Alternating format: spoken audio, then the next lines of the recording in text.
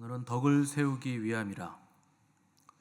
덕을 세우기 위함이라는 제목으로 우리 하나님 말씀 함께 나누도록 하겠습니다. 사람이 삶의 목표가 분명하면 여러 가지 환란을 당한다 해도 흔들리지 않죠. 그리고 목표를 향해서 직선으로 나아가기 때문에 곁눈질할 이유도 없고 돌아갈 필요도 없게 되는 겁니다. 하나님의 목표는 우리의 구원에 있고 그래서 그분이 행하시는 모든 일들 다 우리의 구원을 위해서 필요하고 합력하여서 결국 마침내 그 구원을 이루어내시게 됩니다. 사도 바울도 마찬가지였죠. 예수님을 만난 이후에 바울의 부르심 자체가 이방인들에게 복음을 전하기 위해서 세움을 받았기 때문에 바울이 행하고 말하고 또 그가 경험하는 모든 일들은 복음을 전하기 위해서 다 필요한 일이었다 하는 겁니다. 오늘 본문에서 바울이 세 번째 고린도 교회 방문을 준비하면서 성도들에게 자신의 마음을 또 전하고 또 자기의 약점에 대해서도 또 약한 부분에 대해서도 숨김없이 다 드러내는 편지를 썼는데 고린도 교회를 방문했을 때 불미스러운 일이 생기지 않게 하기 위해서 미리 자기 방문 계획과 속내를 다 밝힌 거죠. 바울은 누가 봐도 훌륭한 사역자였고 훌륭한 사도인데 왜 이런 시시콜콜한 얘기까지 다 밝혀야 되냐? 많은 어려움이 있어서 그런 겁니다. 그러니까 사람이 훌륭하다고 해서 어려움 없는 거 아니고 또 목적이 거룩하고 분명하다고 해서 고통과 고난이 없는 거 아니죠. 오히려 훌륭하기 때문에 또 거룩하기 때문에 많은 고통과 고난을 겪어야 되는데 사실 그리스도인들은 고통과 고난이 그의 진실성을 증명해 주는 거기 때문에 오히려 많은 고통과 고난이 있을수록 더 진실하다 하는 증거가 되는 겁니다. 그럼에도 불구하고 고통은 고통스러운 거고 괴로움은 괴로운 거죠. 왜 이런 이제 고통과 고난들이 고린도 교회와 바울에게 생겼느냐? 거짓과 참을 분별하지 못했기 때문에 생긴 겁니다. 그래서 거짓 사도들의 그 거짓에 속아서 그럴듯하게 다가오는 그 거짓을 분별하지 못했기 때문에 바울도 괴롭고 고린도 교회 성도들도 괴로웠다 하는 거죠. 그래서 진리 안에 서 있는 거 이거 굉장히 중요한 거고 진리 안에서 참과 거짓을 분별하는 능력을 가지는 거 우리에게 반드시 필요한 요소가 되는 겁니다. 왜 분별을 못하는가? 진리와 가깝지 않으니까 분별을 못하는 거죠. 그래서 참된 권위와 거짓된 권위를 왜 분별하지 못하느냐? 그 참된 권위가 뭔지 모르기 때문에 늘상 헷갈리는 겁니다. 위조 집회에 사람들이 속는 이유, 진짜 집회가 어떻게 생겼는지 잘 모르기 때문에 속는다는 거죠. 그래서 그 분별하는 법은 위조 집회를 다 갖다 놓고 분별하는 게 아니고 진짜 집회를 계속 연구하면 분별이 가능하답니다. 그 집회 감별사라는 직업이 있잖아요. 위패 감별사라는 직업을 가진 사람들은 가짜를 연구하지 않아요. 진짜 집회를 계속 만져보고 또 비춰보고 분별하면서 진짜를 계속 보면 가짜를 분별할 수 있게 된다 하는 거죠. 그래서 지금은 거짓이 난무하는 시대이기 때문에 뭐가 참이고 뭐가 거짓인지 분별이 굉장히 어렵죠. 분별하는 법은 생각보다 쉽습니다. 진리 안에 서 있으면 돼요. 진리 되신 주님과 계속 교제하고 그 주님의 말씀을 계속 듣고 묵상하고 그 진리 안에 서 있으면 되는 겁니다. 그래서 말은 기가 막히게 할 수 있어요. 그 어떤 사람이라도. 근데 문제는 그의 말이 문제가 아니고 그의 삶이 그의 말과 일치하는가, 그리고 주님과 교제가 있는가 하는 거, 그거 중요한 거죠. 그래서 목회자들도 마찬가지입니다. 요새는 하도 말씀이 중요하다고 자꾸 우기니까 말씀 중요한 거 당연히 아는 건데 자꾸 그걸 이제 강조하시는 분들 많은데 그 말 자체는 맞습니다. 말씀이 중요하다는 말은 맞고 그 말씀이 중요하다는 말은 누구나 할 수 있어요. 그런 말은 누가 못합니까? 말씀이 중요하고 주님 사랑하는 게 중요하고 은혜가 중요하고 다 중요하다는 말 누구나 할 수 있죠. 근데 어떤 유명한 말이나 중요한 말이나 경구나 구호 얼마든지 말할 수 있죠. 중요한 건 그 말 자체가 중요한 게 아닙니다. 그 말씀을 하신 그분을 사랑하는가, 그게 더 중요한 거예요. 말은 누가 못합니까? 말씀 중요한 거. 당연히 누구나 말할 수 있죠. 중요한 건 그 말씀대로 살았을 때 그 말씀이 우리를 주님께로 데려가는가, 우리를 더욱더 주님을 사랑할 수 있게 해주는가, 나보다 주님을 더 사랑할 수 있게 해주는가, 그렇게 만들어가는가, 그게 중요한 거죠. 말은 기가 막히게 하는데 삶은 온통 거짓일 수 있는 겁니다. 정치인들 늘상 하는 게 그거잖아요. 말은 청산유수죠. 다 거짓말이에요. 왜 거짓말인 줄 아세요? 삶이 그렇지 않으니까요. 그러니까 맞는 말을 한다고 해서 그게 진실이 아니고 그대로 삶을 살아내지 않으면 그가 하는 모든 말은 거짓입니다. 여러분들 하나님 사랑한다고 입으로는 말할 수 있는데 나를 사랑해서 하나님하고 나의 안위를 견주고 있으면 저울질하면 그의 삶은 거짓이에요. 그러니까 말 자체가 거짓이라서 거짓이 아니라 말한 대로 살아내지 않기 때문에 그의 삶이 거짓이라는 거죠. 유튜브 보면 말씀이 홍수입니다. 대단한 설교가들이 많아요. 근데 그것만 보고 여러분 진짜와 가짜를 가릴 수 있습니까? 그런 걸로는 안 된다는 거죠. 그래서 그리스도인들은 거짓을 분별해야 되고 또 반드시 거짓을 말하지 않는 삶을 살아야 됩니다. 거짓을 말한다는 거 하나님 믿지 않는다는 거예요. 사람이 살다가 거짓말 정도 할 수 있죠. 안 됩니다. 안 되는 거예요. 거짓을 말하는 순간 그 사탄의 권세 아래 들어가는 거예요. 거짓의 아비가 마귀잖아요. 그럼 내가 거짓의 자녀가 되는데 왜 거짓을 말합니까? 그리스도인들이 교회 다닌다고 하면서 거짓말하는 사람 많습니다. 왜 그러냐? 교회를 다니기만 해서 그래요. 하나님 믿지 않아서. 하나님을 믿으면 하나님이 합력하여서 모든 것들을 선으로 바꾸어 주신다는 것도 믿어야 됩니다. 내가 위기 앞에 섰을 때 거짓말로 위기를 모면하려고 하시면 안 돼요. 그냥 있는 그대로 말하고 잘못했으면 잘못했다 하고 그냥 그대로 말했을 때 하나님이 그걸 선으로 바꾸신다. 그걸 믿어야 됩니다. 하나님께 맡기고 진실을 말해야 되고 나의 있는 그대로를 드러내야 되는데 하나님이 이걸 선으로 바꿔주신다는 믿음이 없죠. 그러니까 거짓말로 위기를 모면하려고 하죠. 그 거짓말로 속이려고 하는 것이고. 그래서 거짓말하는 그리스도인은 없습니다. 여러분 반드시 기억하셔야 됩니다. 그런 사람은 없어요. 그런 존재는 없어요. 존재하지 않는 존재예요. 어제도 거짓말을 했는데 나는 그리스도인이 아닌 것인가? 그냥 오늘부터 안 하시면 되잖아요. 여태까지 몰랐으니까 했던 것이고. 왜 거짓을 말하는가? 교만해서 그래요. 나의 삶을 내가 어떻게 해보려고 해서 그런 겁니다. 온유하고 겸손하고 자기를 낮추는 사람은 거짓말할 필요도 없고 이유도 없어요. 이미 낮은 자리에 가 있는데 뭐 하려고 꾸미고 거짓말을 합니까? 가장 낮은 자리에 가 있는데 방어할 필요가 없죠. 그래서 하나님을 믿고 하나님의 선하심을 믿는 사람만이 정직할 수 있습니다. 그리고 그걸 믿어서 정직한 사람만이 용기가 있는 사람이에요. 거짓말 안 하고 진실을 말할 수 있는 용기가 있고 정직하게 드러낼 수 있는 용기가 있는 사람인 거죠.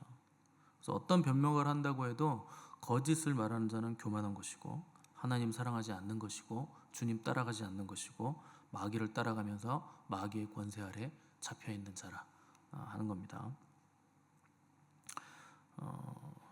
바울은 고린도 교회 성도들에게 거짓을 말한 적이 없습니다.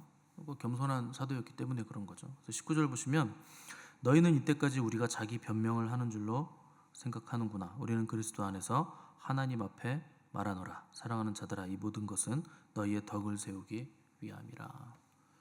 한 번도 변명한 적 없고 위기를 모면하려고 거짓말한 적 없고 그리스도 안에서 나는 하나님 앞에서 너희에게 말했다 하는 것이죠. 바울은 고린도 교회 성도들에게 많은 말도 했을 것이고 많은 편지를 보냈겠죠. 또 10장에서 지금까지 자신에 대해서 또 고린도 교회 성도들에 대해서 또 거짓 사도들에 대해서 또 믿음과 신앙과 덕에 대해서 계속 말해왔는데 이거를 잔소리쯤으로 여기고 바울이 자기 변명을 하는구나 이렇게 생각하는 사람들이 있었다는 겁니다. 근데 바울은 그런 거에 관심이 없죠. 그냥 바울의 관심은 복음을 전하고 또 고린도 교회가 복음 안에서 바르게 성장하는 것, 그게 유일한 관심이었는데 사람들은 바울의 생각처럼 똑같은 생각을 하지 않았다. 그래서 변질된 복음, 거짓 사도, 거짓 복음을 취하면서 그들의 시간과 물질과 귀중한 자원들을 낭비하고 있었다 하는 것이죠. 그래서 바울이 그것을 안타깝게 여긴다는 겁니다. 그 목회자들의 모든 말과 행동은 결국 다 교회와 성도들을 위한 것이고 하나님 나라와 복음을 위한 겁니다. 당연히 사꾼이 아니면 그런 생각으로 행동하고 말하고 모든 사역을 한다는 거죠. 근데 우리의 문제는 그걸 자꾸 오해하는 거예요. 저 양반이 무슨 꿍꿍이가 있어서 저러는구나. 돈에 관심이 있어서 저러는구나. 돈에 관심 많죠, 당연히. 누구나 돈에 관심 많습니다. 근데 돈을 사랑하진 않는 거죠. 그 돈이 목표는 아닌 거죠. 우리의 문제는 기본적으로 나를 벗어나지 못하는 거예요. 내 생각을 벗어나지 못하는 거죠. 내가 생각하는 그 범주 안에서만 사람은 생각할 수 있습니다. 근데 나보다 큰 사람이 너무나 많아요, 세상에. 내 생각의 범주보다 큰 사람들이 너무나 많잖아요. 근데 내 생각에 갇혀서 그 사람을 판단한다는 게 그 얼마나 우스운 얘기입니까? 그 안에 갇혀서 판단하고 그 안에 갇혀서 점수를 매기고 있는 거죠.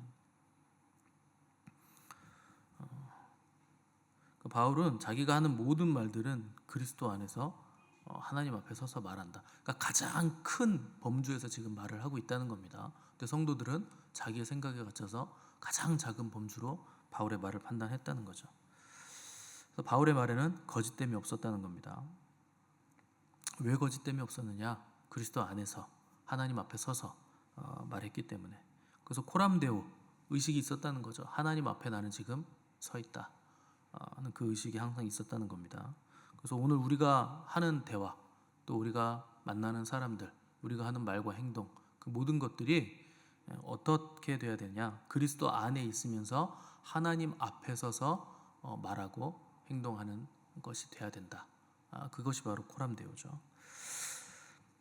오늘 본문에 보시면 바울이 세 번째 고린도 교회를 방문하기에 앞서서 자기에게 있는 몇 가지 두려움에 대해서 기록했는데 20절 21절 보시면 내가 갈 때 너희를 내가 원하는 것과 같이 보지 못하고 또 내가 너희에게 너희가 원하지 않는 것과 같이 보일까 두려워하며 또 다툼과 시기와 분냄과 당짓는 것과 비방과 수군거림과 거만함과 혼란이 있을까 두려워하고 또 내가 다시 갈 때 하나님이 나를 너희 앞에서 낮추실까 두려워하고 또 내가 전에 죄를 지은 여러 사람의 그 행한 바 더러움과 음란함과 호색함을 회개하지 아니함 때문에 슬퍼할까 두려워하노라.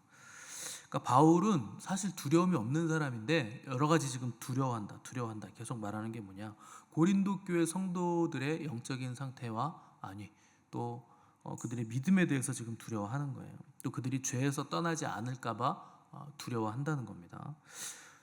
바울이 고린도 교회 방문 지금 세 번째 가는 건데 2차 방문 때 거짓 사도들로 인해서 고린도 교회 성도들이 바울을 이렇게 밀어냈습니다. 그것 때문에 별다른 성과 없이 돌아온 기억이 있기 때문에 두려워한다는 거예요. 그리고 고린도 교회 성도들도 자기들이 바울에게 그렇게 행했던 일 때문에 바울이 자기들에 대한 안 좋은 감정이 있을까, 또 우리를 책망할까, 이런 것들이 두려움으로 남아 있었다는 거죠. 특별히 20절에서 바울이 성도들 사이에 다툼과 시기와 분냄과 당짓는 것과 비방과 수군거림과 거만함과 혼란이 있을까 염려했다 하고 있고, 이것은 이제 성도들과 성도들 안에 그 분열의 문제를 지금 두려워한다, 교만함의 문제를 두려워한다는 것이고, 21절에서는 그들의 죄를 두려워한다고 했는데 죄의 내용을 보시면 더러움과 음란과 호색, 이건 그냥 성적인 죄들을 말하는 겁니다. 그러니까 고린도라는 지역이 워낙에 음란한 동네고 지역 자체가 그렇고 또 여신을 숭배하는 지역이기 때문에 신전의 창기들이 그냥 대대적으로 있었을 정도로 예배 자체가 성적인 문란함으로 드리는 예배였기 때문에 여전히 너희들이 성적인 죄들에게서 벗어나지 않았을까 내가 두렵다 하는 거죠. 이러보건대 고린도 교회에 가만히 들어온 사도들이라고, 자칭 사도들이라고 하는 거짓 사도들은 그들의 죄와 그들의 음란함에 대해서 아무런 영향력도 주지 못하고 있다, 성도들을 거룩하게 만들지 못했다 하는 것을 볼 수 있죠. 그럼 이게 거짓 사도들, 거짓 목회자들의 특징입니다. 성도들에게 거룩의 영향력을 주지 못하는 거예요. 왜냐하면 그들 자체도 거룩하지 않기 때문에. 그냥 대충 방만한 삶을 살아도 아유 은혜인데 하나님이 다 구원해 주시죠. 당연히 칭의의 구원은 해주시죠. 근데 성화의 구원은 그렇게 만만하게 되는 게 아닙니다. 구원은 세 가지가 있잖아요. 은혜로 구원받는 칭의, 의롭다 칭함을 받는 구원이 있고, 또 거룩한 삶을 살아가는 성화의 구원이 있고, 이 두 가지를 통과해야 우리가 다가오는 영화의 구원까지 도착할 수 있는 건데, 중간에 성화의 삶을 살지 않으면서 칭의의 구원을 받았으니 영화로 점프해서 그냥 넘어가는 거, 그런 건 없다는 겁니다. 그러면 구원이 무너져요. 성경은 구원의 이 세 가지 시제를 다 말하고 있기 때문에 반드시 구원받은 자로서의 거룩한 삶이 나타나지 않으면 영화에 이룰 수 없다는 겁니다. 근데 고린도 교회는 다툼, 시기, 분냄, 파당, 비방, 수군거림, 거만함, 혼란, 더러운 행실, 음란, 호색, 이런 문제들이 굉장히 많이 불거진 교회죠. 이걸 교회라고 부를 수 있을까 싶을 만큼 너무나 많은 문제들이 종합 선물 세트로 그냥 다 가지고 있었던 교회였다는 뜻입니다. 이런 사람들을 성도라, 거룩한 백성이라 부를 수 있을까 싶을 만큼 굉장히 부담스러운 죄들이 많았죠. 그런데 바울은 그들을 향한 소망의 끈을 놓지 않고 있었다 하는 겁니다.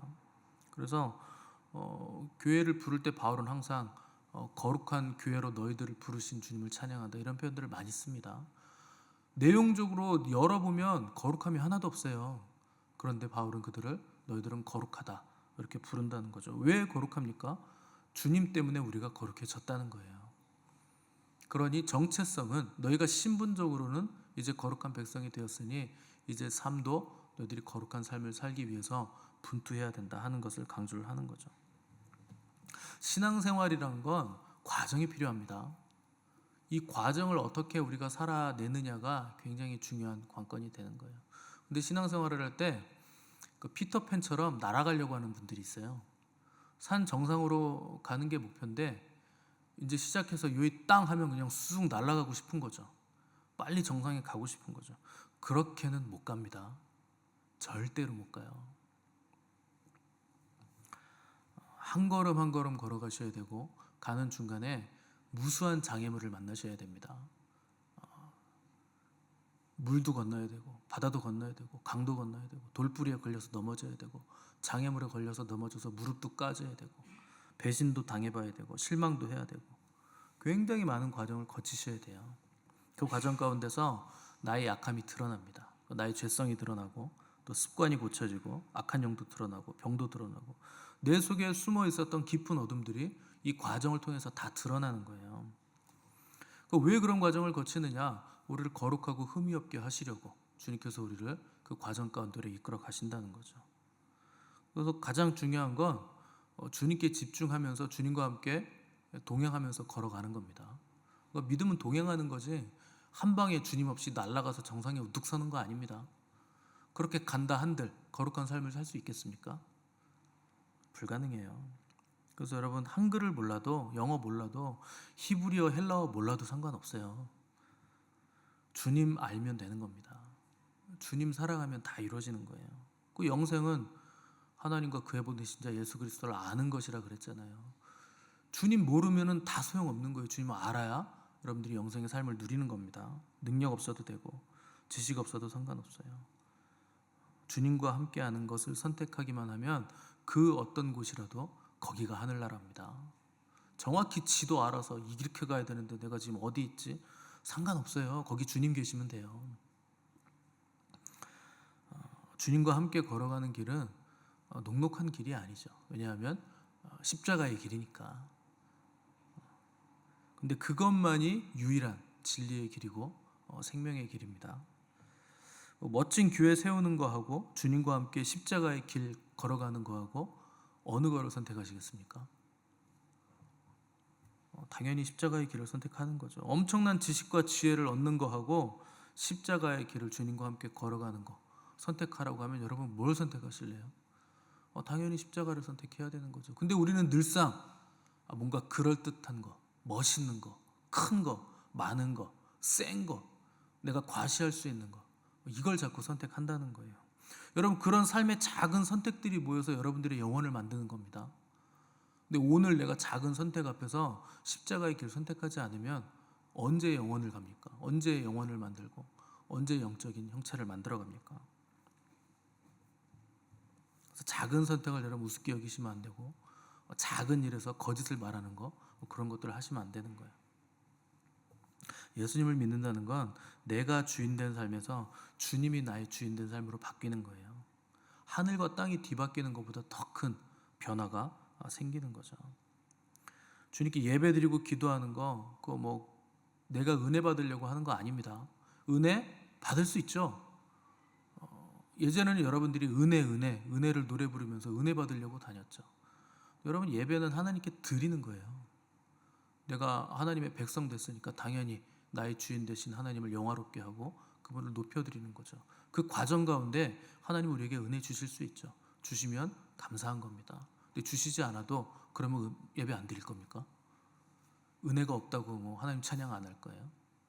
그런 것들은 뛰어넘으셔야 되는 거예요. 절기가 있는 이유가 뭡니까? 이스라엘. 하나님을 기억하라는 거죠. 내 삶의 주인이 내가 아니라는 거죠. 때문에 우리는 어떤 상황 속에서도 주님만을 바라보고 주님과 동행하고 인도받는 삶을 살기 위해서 성령의 충만함을 받아야 되는 겁니다. 그래서 주님이 승천하실 때 제자들에게 니네 이런 거 딱 적어주면서 이거 다 해 이렇게 안 하셨어요. 딱 하나 부탁하셨어요. 약속하신 성령을 기다리라. 그거면 되는 겁니다. 내 방법, 내 의지, 내 논리로 되는 거 아니에요. 성령의 충만함으로 되는 거죠. 여기 조금 뜯어고치고 저기 조금 고치고 이렇게 해서 되는 거 아닙니다. 그렇게 집수리해서 언제 새로운 피조물이 됩니까? 다 무너져야 되는 거예요. 싸그리 다 무너뜨리고 기둥 다 뽑아내고 기초까지 다 드러내고 다시 파서 기초부터 다시 세워야 새로운 피조물인 거죠. 그래서 우리의 목적은 주의 영광을 위해서 가는 겁니다. 주님 위해서 가는 거고 주님을 얻기 위해서 가는 거예요. 거기에 정확한 목표 지점이 있는 거죠. 표대를 향하여 간다. 주님이 거기 계신다 하는 것이죠. 목표와 목적 지점이 분명하면 가는 중간에 실수, 넘어짐, 실패는 괜찮은 겁니다. 실수를 통해서 배우고 실패를 통해서 깨달으니까 수정할 수 있게 되니까. 여러분 아무리 실패하고 넘어지고 시간에 쫓겨도요 목적지로 가는 차만 바로 타시면 돼요. 그러면 되는 겁니다. 결국 도착합니다. 그래서 내 목적지, 내 목표, 나의 표대 우리 주님이세요. 그걸 보고 그 방향을 보고 나가면 되는 겁니다. 그래서 오늘 저 여러분들의 삶이 우리 주님의 보혈의 능력을 의지하시고 또 그분이 보내신 성령님을 인도함 받아서 한 걸음 한 걸음 다가가는 과정이 있다 하는 것을 기억하시고 실수하면 죄송해요 주님 또 실수했어요. 이거는 고칠게요. 그래서 고치시고 실패해도 또 일어나시고 넘어져도 다시 일어나시고 한 걸음 한 걸음씩 주님과 보조를 맞춰가면서 그분의 인도함을 받아서 아버지와 예수 그리스도 안에서 거룩한 삶을 살아가시는 복된 저 여러분들의 오늘 하루가 되시기를 간절히 바랍니다.